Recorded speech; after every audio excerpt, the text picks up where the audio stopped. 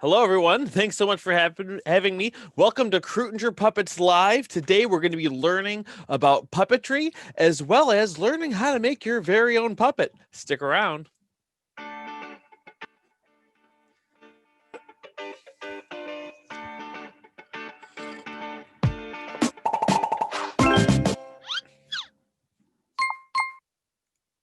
I'm so excited to be part of this year's Empire State Maker Faire. I think this is a really amazing thing that's happening. I'm so glad that puppetry gets to be included in this. So if you are a fan of puppetry at any level, this is the perfect place for you. But the first thing I wanted to talk about is the different styles of puppet. Well, first of all, there are hundreds of different styles of puppets, from shadow puppets to marionettes and all types of different things, because puppetry is one of the oldest forms of entertainment and even communication, almost as old as storytelling itself. But mainly what we're going to be talking about today is a television style of puppetry, modeled kind of after Jim Henson and the type of work that he does. That he was a humongous influence on me and a huge inspiration to me. And you can see that in a lot of my work that I've done. Now, one of the first things I wanted to show you is like one of the most typical styles of puppet that you will see. And actually, you saw it right before this stream started, and that was that little blue monkey Arlo, the spunky maker monkey. And I actually have him right here. Let me show you. Oh, oh, sorry. Oh, I'm back. Whoa, look at this place. It's kind of a mess. Hey, I'm a maker. That's what makers do. Anyway, so this style of puppet is called a rod puppet. And the reason for that is because Arlo, he's controlled like this with my hand, okay? But his hands have these rods on them. Okay, and actually I have a little model here to show you of what it kind of looks like on the inside here. So if we take a look at this here, now this kind of shows, with some examples of some of Jim Henson's work, like I showed you, how it operates. In that illustration in the top, you can see that the hand goes inside, and then the hands of the puppet are controlled by those sticks, almost like chopsticks. And of course, we have the master himself, Jim Henson, in the example right down there below too. Now, what's really handy about this style of puppet is that it can be performed by one person only. As you can see right there in that photo, that's Jim Henson operating Kermit by himself. Now, once in a while, if the puppet has to do some extreme gestures, they might have someone else hold one of the arms. The puppet has to like go spread its arms far apart like this. But generally, it's completely controlled by the one person and the one performer. So you can move the hands around however you want. If he does need a gesture just with one hand, I could drop one and do some gestures with him or whatever I need to do. That's why this type of puppet is so handy. It's one of the most common forms of puppet in the style that you will see. But there's another type of puppet that's really handy as well, literally handy, okay? And that's called a live hand puppet. Now, there's two different styles of live hand puppets. There's the traditional live hands, where the puppet's hands are entered at the elbow, and there's also something called a sack puppet. Okay, but they both have live hands, and that's what this one is here. This puppet is called, I call him Howie. Okay. And don't worry, we're going to get into some puppet building in just a little bit too. But I wanted to show you the different styles first. This here is Howie. One thing that's really cool about Howie is his hands are live hands. Okay. So unlike Arlo, where his hands have wires in them and they need to be posed and they're controlled by those sticks, Howie here can pick things up. He can look at things like this. He can scratch behind his ears really well. He could actually play piano or whatever we need him to do, which is really handy. Yeah, it's really handy. Anyway, so that's what's really awesome about this. But there's one thing you might be wondering, and that is, how does his other hand work? And that's the interesting thing, is generally, and I have this a slide right here to show you, that there is a second person to do the other hand. Okay, if you look up at the diagram there, this is the main performer who does the one in the red shirt, who's doing the head of Ernie there, and Ernie's hand, one of the hands, and another whole person it takes to come over and do the other hand. So you can imagine how much coordination that takes. Now, generally, this is how it's done. Okay, that's how it's done. Now, the one caveat is, though, sometimes if puppets need to do something extremely coordinated, they'll just have the second person do both hands. So that way the performer is only worrying about the lip sync, the manipulation of the head, and the lines, of course. Whereas if the character needs to play piano, they'll have a whole second person up there just playing the piano. And again, you can see this example down below in the live picture with Frank Oz, and I believe it looks like that's Dave Goelz, who also does Gonzo the Great. That's an old photo from the original Muppet Show.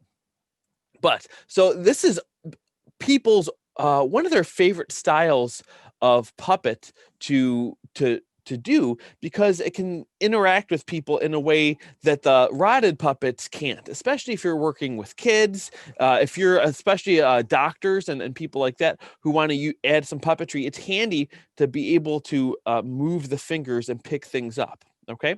Now, there is another style of puppet that you are probably familiar with. There's just a couple more we're going to go through, but this is the last slide for one.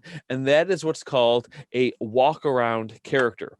That is when a puppet is so big that the performer actually has to go inside the puppet like a costume, but then operates the head of the puppet like it's a traditional puppet. Now, again, there are many examples of this style of puppet, but again, I have this diagram that I will show you quick. Now, this kind of shows the inner workings of Big Bird there, how the performer's legs are Big Bird's legs, and his one hand operates Big Bird's live hand, and of course, his hand goes above his head and performs his head. And actually, we just talked to the performer of Big Bird on our podcast, the Puppeteers podcast, about 3 weeks ago, Matt Vogel. It was amazing listening to his story. But anyway, you can see the two examples below there. That's Bear in the Big Blue House, played by Noel McNeil, and Big Bird, who was originated by Carol Spinney and now is performed by Matt Vogel. And again, there's been many. The Big World has that giant sloth character done by Peter Lintz, Snuffleupagus, of course, and many more. And actually, believe it or not, I actually have an example to show you guys here.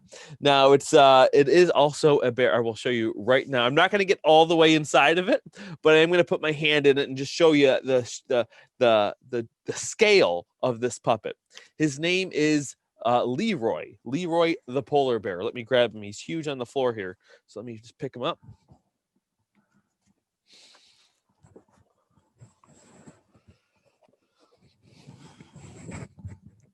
Oh, hey! Ha! So this is Leroy the polar bear. I'm just kind of putting my hand in behind him. This is the joints on this one are kind of interesting because he is live hand as well. But one thing I did is I just used these clips to attach the arms so that he can come apart really easy, because this wasn't built for film. This was built for a theater show where he needed to be broken down and stored between shows, and it just needed to have more access points to be able to take them apart. And again, on stage, you can get away with that. You wouldn't be able to get away with it with puppets like Big Bird and Bear in the Big Blue House, like I was just showing you, because those characters are truly alive, and the HD film will show all the little imperfections on the joints like this guy has. But I'm still proud of him, and he's a really fun character that we use a lot. Now, before we get into our puppet building, there's one more type of puppet that I wanted to show you, and that is what's called a mechanism puppet. Okay, so we showed you the rod puppets, the live hand puppets, and the humongous walk around characters, but sometimes a puppet has to be very small. Okay, so small that it's smaller than a hand. And if it's smaller than a hand, you can't put your hand inside it to manipulate it. So what you have to do is create these different kind of mechanisms to be able to control the puppet, which is a very, I think it's something that a lot of makers would be interested in. They'd have a good aptitude for making a mechanized puppet. And one thing that's cool about mechanism puppets is the way that technology is advancing is making it more accessible to make these types of puppets and more practical to design them without waste, because you can design them in 3D, in different programs like that. And also, too, it would have taken a lot of machinery to tool a lot of these pieces. But again, with the modern marvels of 3D printing, it's just so much more accessible. Now, I'm going to show you one of my characters right here, this little banana here. Again, you can see that the banana is skinnier than my hand. There's no way I'd be able to get my hand in there to manipulate him. But he does have this little trigger here that opens his mouth so he can play the saxophone.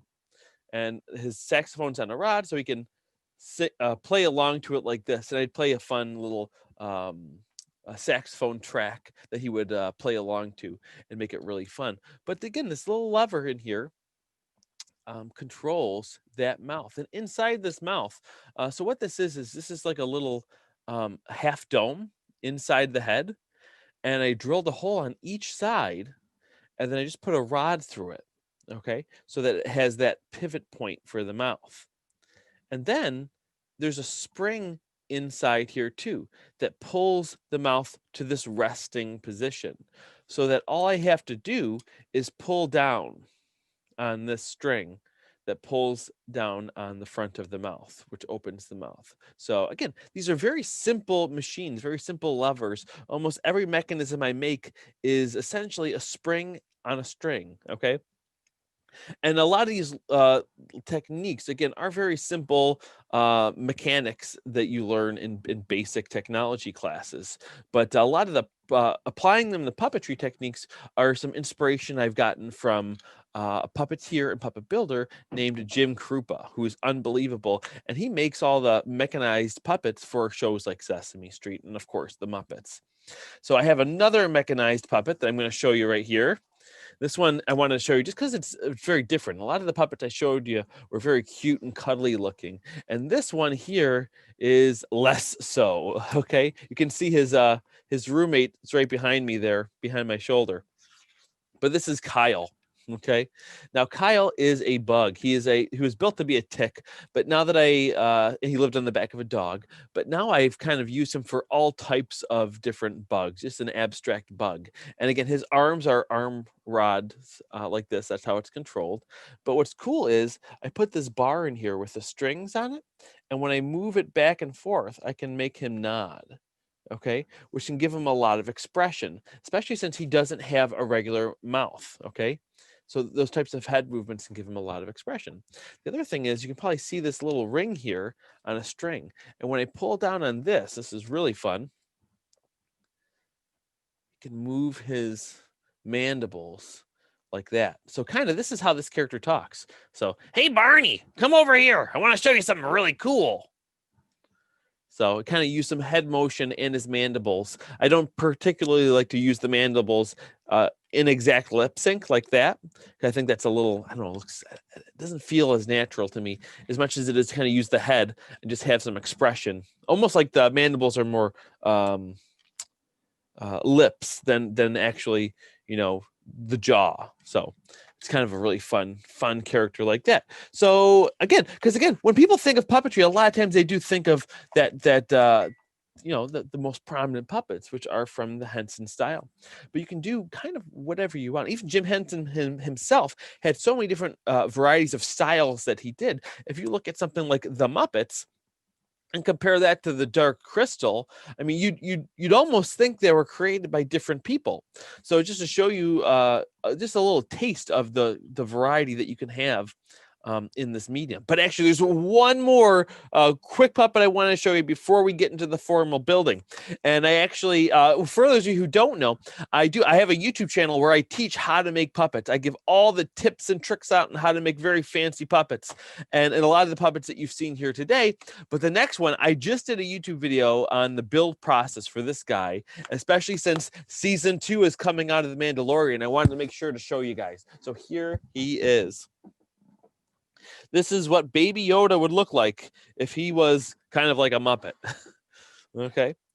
So this one was really fun to build. This is also a mechanized puppet. So for here, I have the mouth that can move, and that's on a little trigger. I'll take part of the shirt off in a moment to kind of show you what's going on underneath. But there's a trigger that I'm doing with my other hand to move the mouth, okay? I have another trigger to make his eyes blink, which is really cool. I have another trigger here that can make his head tilt up, which I thought was really important for this type of character because of how small he is. Him being able to look up would be a really important gesture. Now, his arm is on this rod, but also on this rod, I attached another mechanism which controls his ears. So he can kind of look like he's. Oh, he can do that. Okay. And of course, the stick, the whole head is on like a stick. So because of that, I can turn it from inside and really have the head get a lot of expression like that, which I'm really happy with. So I'll show you a little bit of what's going on the inside. The body is this PVC right here that I cut out and kind of use that as a framework for it. And like it's a little hard to get at all the goods in there, but there is the head stick trigger. And this one here controls the mouth. This one here is the eyes, this thumb one, and this one here is the head tilt. So again, if you want to see all the ins and outs on how I put this guy together and my crazy Mandalorian theories, it's in that video. You guys might enjoy it. But now let's get into the gritty. And I wanted to show you, because I imagine a lot of people here who want to learn about puppetry are kind of just starting out. And that's one thing that's so important to me too, is that people not become too overwhelmed, because as you can see, puppet building can get extremely complicated and intricate.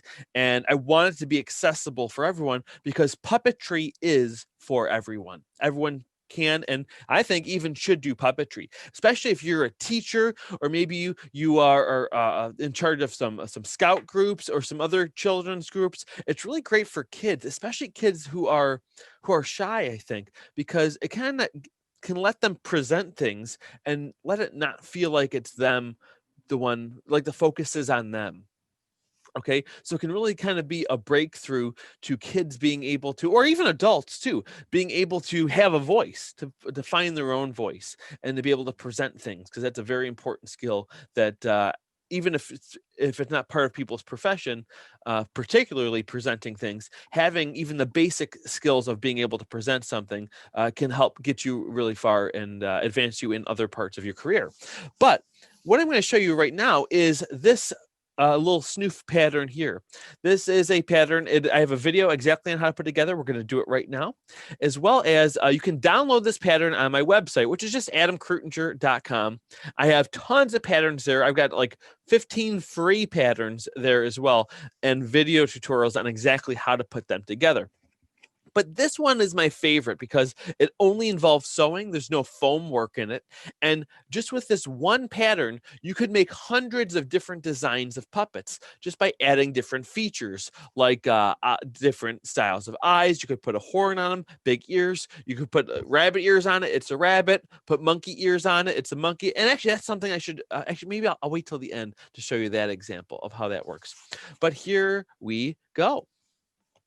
So you start off with a pattern just like this. And the first thing you're going to do is you're going to trace it out onto your fur. Okay. Now, you could use fleece or other materials like that as well. But right now, I think fur is probably the best thing for people to start with, because if you're still newer to sewing, the fur can kind of hide some mistakes that are kind of harder to get away with other fabrics that are more obvious when they pucker and things like that. So the fur can kind of, again, if you're newer to sewing, help you kind of get away with some of those little tricks here. Let me zoom out a little bit. I think I'm a little bit too far zoomed in. That's better. Okay, good. So actually, this piece is smaller than I thought. Let me grab another piece here. So here we go. It takes the fur like this, and the pattern comes about this big. That's because that's about the size of a piece of paper, but it's recommended right on there to add about 5 inches of length to the bottom of the puppet. And that just makes it even for kids too. So it's not like this is the kid size and this is the regular size. I would do that size for everybody. Okay. Now here's what I do. I'll give you a little tip and trick too. So I start just tracing around here. There's a notch right here that you want to put there. Okay. Come down. Now I could just finish, actually I will just finish tracing this. I'll finish tracing this. Now you could just flip this over and trace it again. But one little tip to help save on some sewing time, you ready, is to just line this up here. So then that way you only have to stitch like the tip of the nose and the other side of the belly. So it can definitely save you quite a bit of time if you do that. So we'll stitch around like this, trace around rather.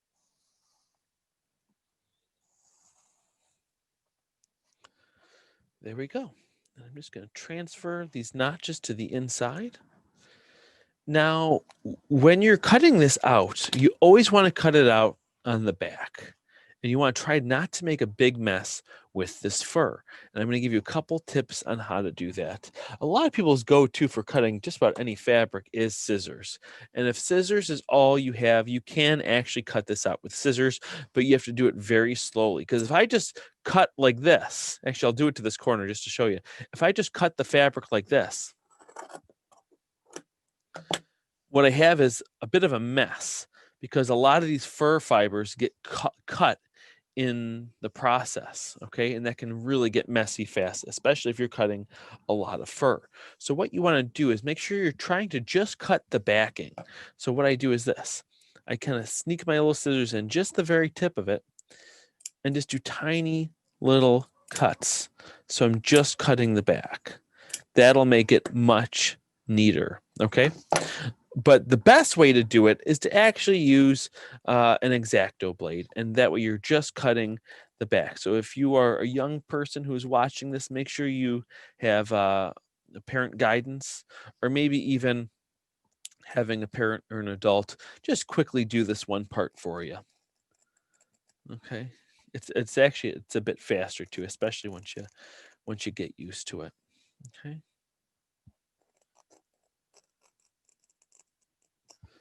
And I'll cut this out.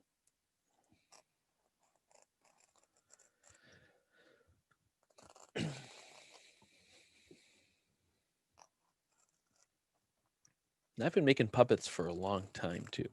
I've been doing it for about 12 years, I think now. And in that time, I've made probably hundreds of puppets.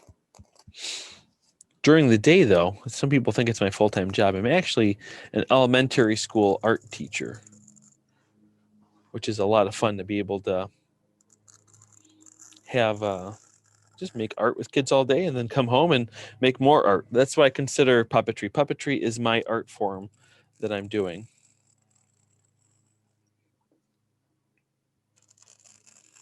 And we have YouTube videos that come out every week, some on puppet building and some on like history of puppetry and all things like that.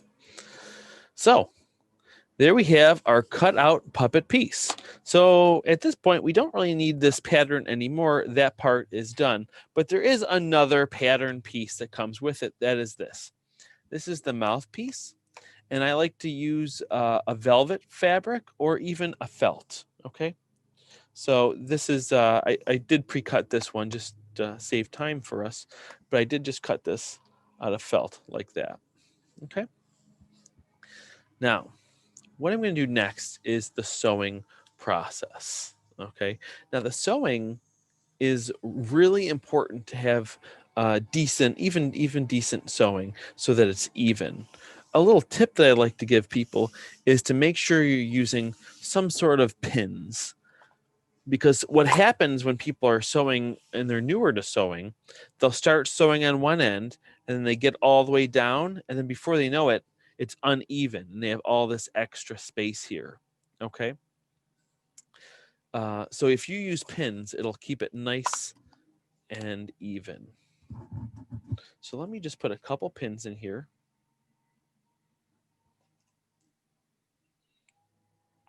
That will save us the headache and the worry that it's going to end up wrong, because this is the most tedious part of the puppet building process that a lot of people say is their least favorite part. And if that is the case, then it's definitely something you're not going to want to have to redo because it was uneven. So definitely make sure you're taking the time to do it right the first time.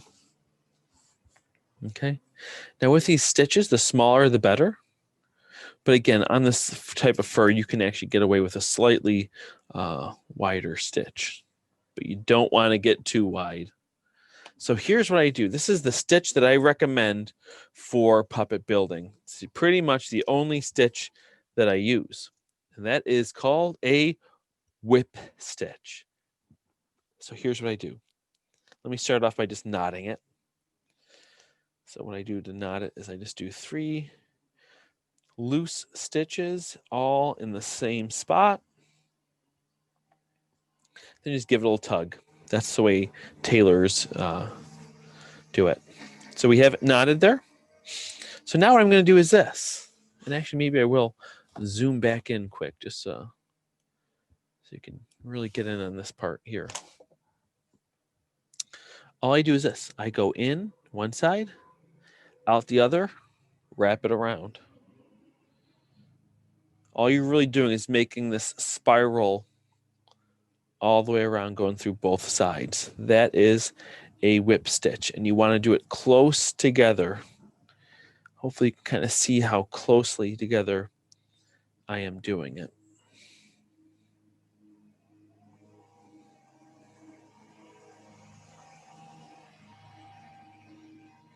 Take out that pin as I go.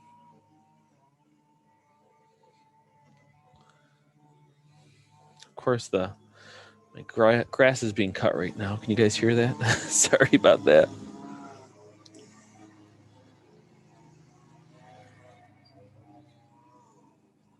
And I'm going along just like this. Now, don't worry. We're not going to... I actually have one pre-sewn to save us some time. But I do just want to get to a couple parts. So I'm going to start... I'm going to stop after this last stitch here, just to show you to knot it. To knot it, I do the same thing. I do 3 stitches all in the same spot, and I kind of loop one through. And that will hold perfectly tight. A lot of people tie knots, and you don't want to tie knots really. I'm not saying it'll never work, but knots can slip and they can pull through the fabric. Whereas if you use that technique that I use, you'll never have that problem. So the other quick part I'm just going to do is this 2 inches or so here at the nose. That way I can show you how to set in the fabric mouth plate. Oops.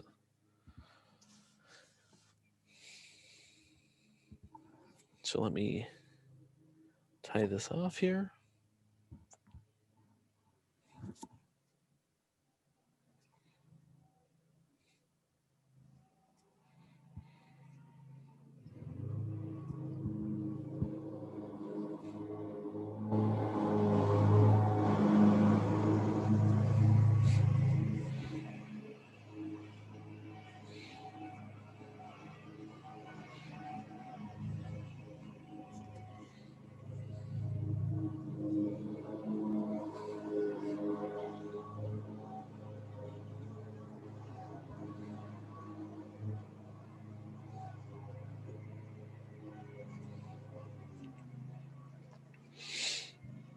Now, these characters, I call them Snoofs. That's Snoof. I actually have some storybooks that I've been writing on them as well to kind of tell about what these characters, where they came from, and how they and what they like to do. Which is, it's been a really fun experience writing these books, and I've done some illustrations for them as well.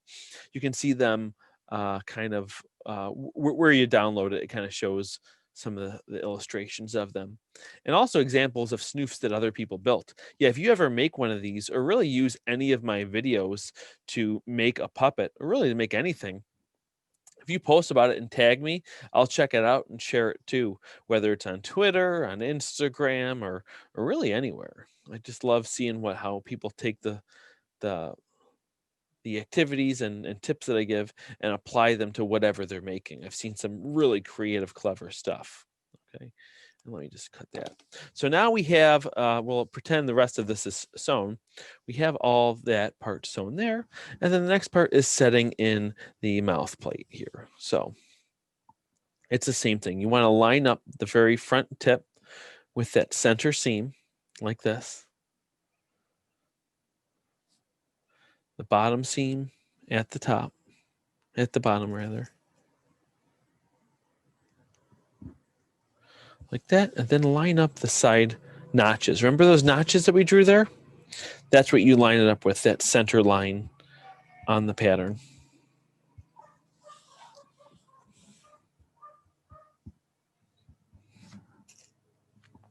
And for this, I do the same whip stitch. Now, I do recommend you trying to use a, in this case, I would typically use a black thread to stitch the mouth plate on to kind of blend in a little bit. But again, this will actually help you guys be able to see it better, I think, if I do it in the white. So let me do that knotting process.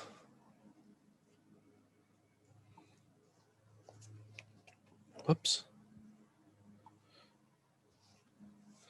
And then I just continue with that same exact whip stitch style.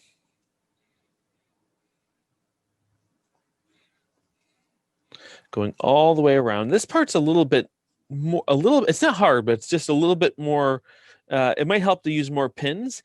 And that's because before we were taking two flat edges and sewing them together. Now we're doing a round edge. It's almost like setting in, if you've ever done some real sewing, it's kind of like setting in a sleeve a little bit, which is a big pain. So it can be very tedious as well. And hard to fit in just right. So, but that's essentially what you do. And you keep doing that all the way around. So I'll just do a couple more stitches in case some people are following along.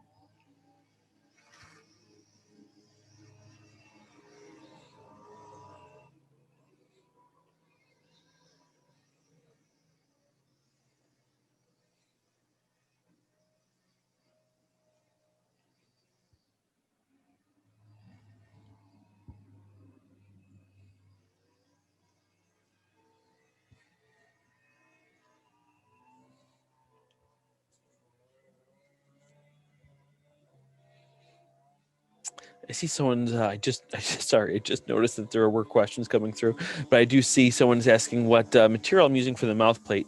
And like I said before, I on these small Snoofs, I like to use felt because they're just so small. On bigger puppets, I like to use velvet, like a stretch velvet. Just because in large pieces, the velvet, the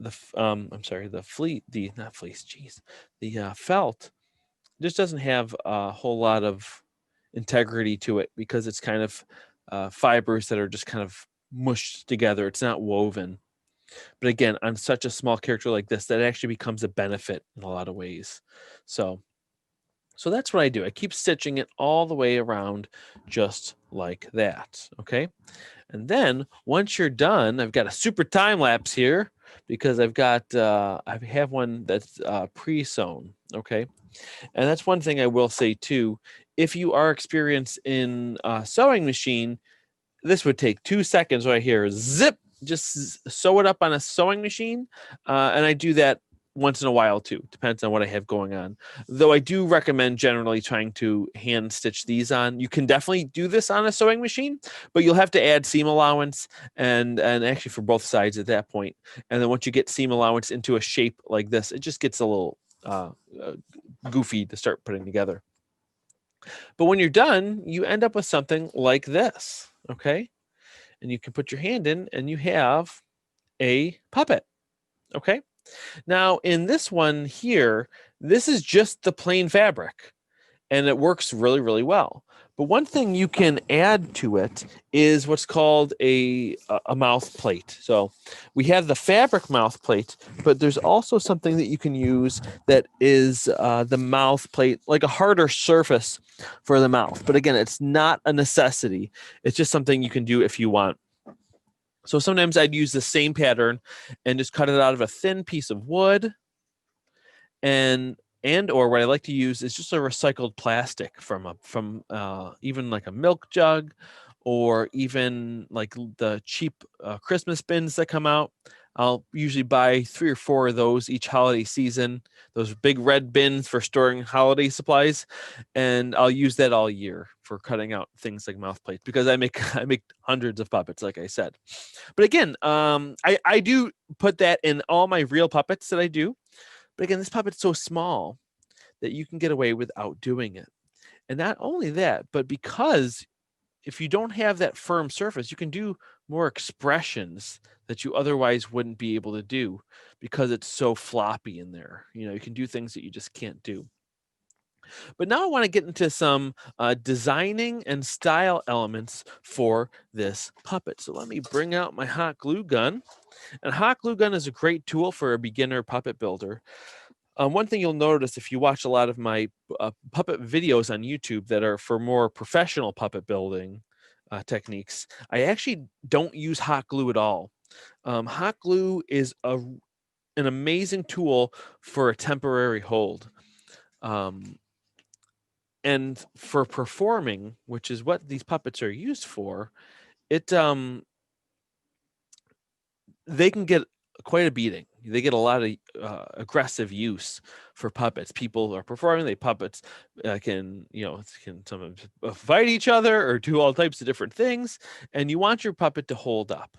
So I usually use contact cement with most of my puppet building techniques, and sometimes I'll use even in specific small places super glue as well. But whenever I'm doing simple little puppets like this, a hot glue gun is quick and easy, especially if you're just doing this with kids and it's more of a craft. Okay. Now, one thing I like to use, well, you can use anything. First of all, you can use absolutely anything for your puppets. I like to use a lot of these types of wooden shapes like this. A lot of people like to use ping pong ball. This is a jumbo ping pong ball. That's why it's so big. I actually don't have any of the regular size ones here with me. You can see jumbo ping pong ball. But even if this was smaller, some people like to use the ping pong balls and just glue them on. I don't like to use the ping pong balls though, even though they're really light, because they just don't seem to actually, if it's a solid circle, it's not too bad. But sometimes people want to make it almost kind of like Kermit's eyes, where it's kind of a half circle. And I have some examples of that right here. Let me just get this drawer open.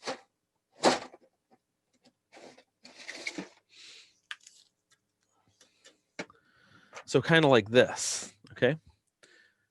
So it's like a half circle. Now, the trouble with cutting a ping pong ball in half to do that is the fact that the ping pong ball is hollow. So when it's hollow, you have a very small surface area of gluing, okay? Just the edges. Sometimes people stuff it with foam, but then you gotta glue the foam to it. It's just kind of a pain. So these I actually cast these. You can just go to any, you can go on Amazon, you can go to Walmart and get like sucker molds for making like chocolate suckers. They're silicone molds and they're usually round. If you half fill them, you can get something like this. And I like to use smooth on products. The 300 is great. I typically use the 65D because I do a lot of rotocasting too, and it's nice having one thing on the shelf.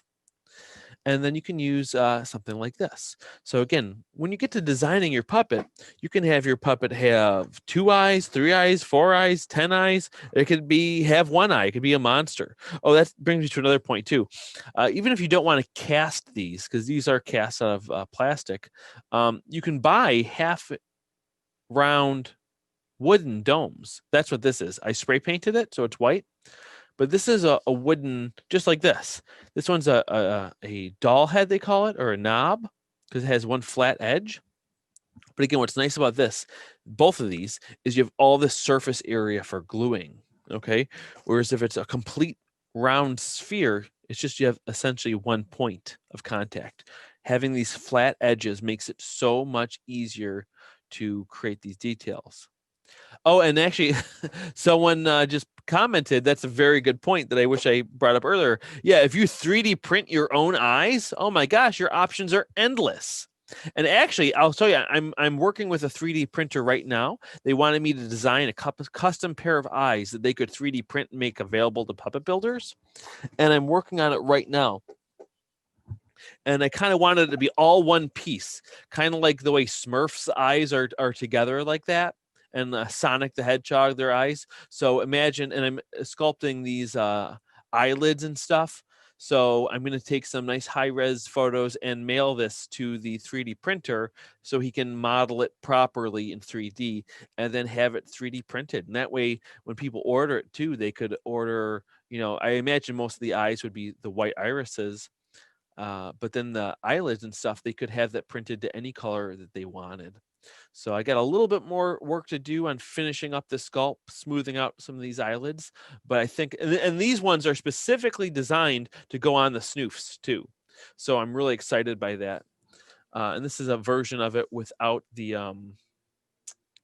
eyelids on it, which is also kind of a fun option. So just kind of give you a sense of how that might look. It'll look kind of like this, having eyes like that. So again, this was cast in the same type of plastic. I made a mold right here. I'll show you. We're getting into the weeds now a little bit, and I know we're low on time, but that was the mold for that one.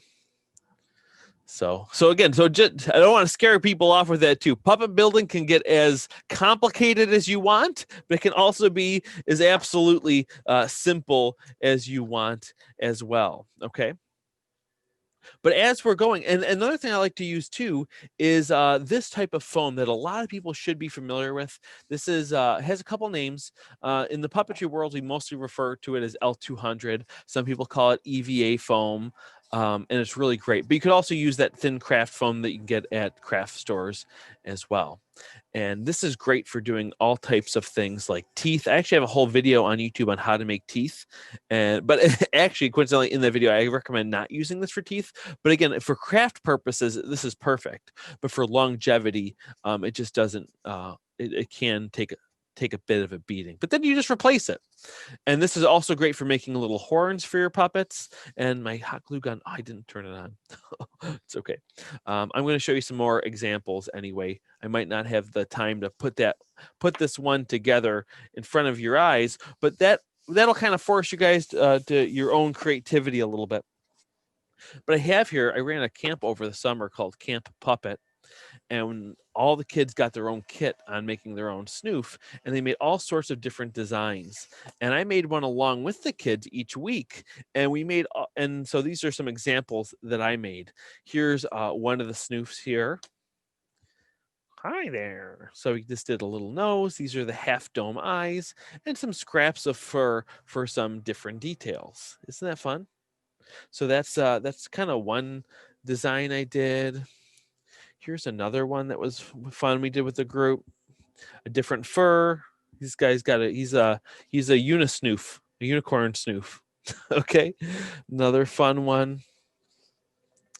This guy's really fun, kind of crazy. He's got this one little snaggle tooth there, and he's got the two horns. I want to make this guy look a little crazy, so I did one big eye and one little eye. And the big eye has a small pupil to exaggerate the scale difference, and this one has a small one has a large pupil to exaggerate the difference too. But there's another one. This one, this was a simple, fun little one too, with really small eyes like this. They're also crazy, and I've seen people add wings and make it into a bat. They've really done all types of things. This is just like a little furry little monster like one. This would make a good worm puppet. One thing that can be really fun is adding things like feathers. Feathers can really get a lot of really good sympathetic motion with the puppets, which looks really, really great. And that's right. That reminds me of one more example I wanted to show you, because so many people get stuck on wanting to have a pattern. Oh, Adam, do you have a pattern on how to make a rabbit? Do you have a pattern on how to make a monkey? Do you have a pattern on how to make this, that? And what, like I was kind of showing to you, with just one pattern, you can get such a variety of different types of characters. And my favorite example to show people is Arlo. So I made this puppet to be a monkey, okay? And so what I did, it's pretty much just a round head, a round body, you know, and I added a tail, big monkey ears, okay? But I wanted to make this guy a friend. So what I did is I used the same pattern to make a rabbit. So I'm going to show you now, side by side. You'll see how similar it is. Oh boy, do I have him? Oh, did I? Oh, here he is. That's right. I moved him on this side. This rabbit here is the exact same pattern as Arlo. Hold on, let me try to see if I can kind of get both of them on so you can see them better. You don't need a new pattern for every puppet you make, even if you want to make it different, because just by using different colors, different handling, and different add-ons, by adding on a long tail, I have a monkey. By the short little cottontail, it's more of a rabbit. Monkey ears right here, make it a monkey. The rabbit ears, make it a rabbit. Okay. Now the only difference is I just used fleece on the face for this one instead of just full fur for the rabbit. But you could, with one pattern, you could make 100 puppets that look completely different, and that's what I'm really trying to get people to realize. Okay. Now, I see that we have a couple more minutes now. They've been able to extend our time, which I'm really excited about. Maybe we can kind of together do a little bit of a design with this puppet here, because I think my hot glue gun's all heated up now. So let me flip us back around to the bottom view, and let's add some designs to this character. Now, let me see here. I think I am going to use this eye here. This one's a little bit different, which it's okay to have different eyes, but you want to have enough contrast so it looks like an obvious choice. You don't want it to be just slightly different. So here's another one. That'll work really well. Now, here's a tip for when you're adding features to your puppet. Is you don't want to just glue it on like this. This eye is going to shake all over the place because it's just attached to the fur fibers. Okay. So what you really want to do is you're going to want to trim down the fur in the spot where you're going to put it. Okay. And take some time doing this nice. The shorter, the better. If you can get it all the way down to the netting of the fur, that's how you're going to have the best hold possible on this puppet with the eyes. Okay. But I'm just going to do a quick job on it here so you can see.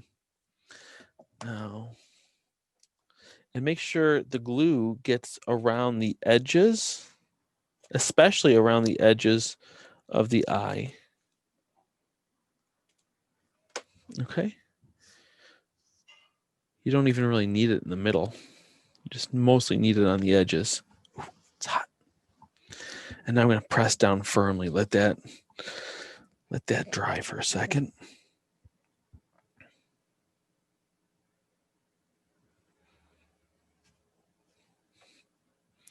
Just like that. And then we have one puppet eye that is very secure on, and it's not going to flap around. So it can be a little tough to make sure you get it as even as possible on both sides. So let me just kind of measure over there.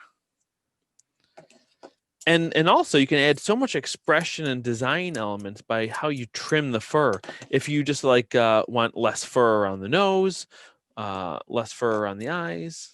Sometimes I like to trim the fur on the belly and leave it longer on the back, which is a nice detail too. And I'll quickly just put some glue on this guy here.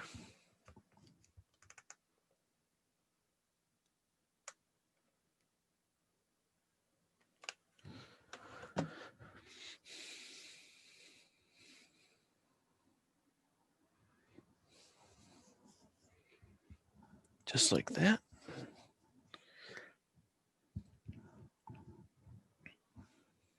Now for pupils, to be honest, the most simple pupil you can do is just use a Sharpie and draw a dot on it. Okay. But some more advanced pupils that I do, you can actually purchase little tiny pupils that you can glue on, which will look really nice. That's what I use for most of my characters. Now, here are some examples here. These kind of round animal eyes. The bigger ones have a post on the back of them with a little stopper. I usually cut those off and just glue it straight to the white of the eye. Also, you can use a little velvet sticky dots that you can get. You can buy them, I think, in some places, but I just make them by buying velvet sticky back paper, and I use a hole punch and just punch out some eyes. But for today, why don't I just use the Sharpie? See, here's what I'm talking about. This fur is kind of right in front of his face. I'm not liking that. So I'm going to trim that down so that I can see the eyes better. So I'm going to trim all around this nose.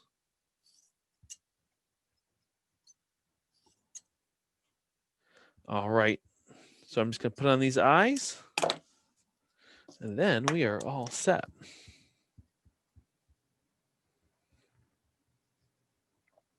Here we go. We got our crazy little puppet. I love the Maker Faire. Thanks for having me, guys.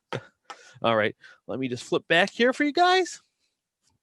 Thank you so much for checking out Kreutinger Puppets at the Empire State Maker Faire. I had a blast. Make sure you guys check out my website for some free patterns to make your own puppets and crafts. Hope you guys enjoyed. See you next time.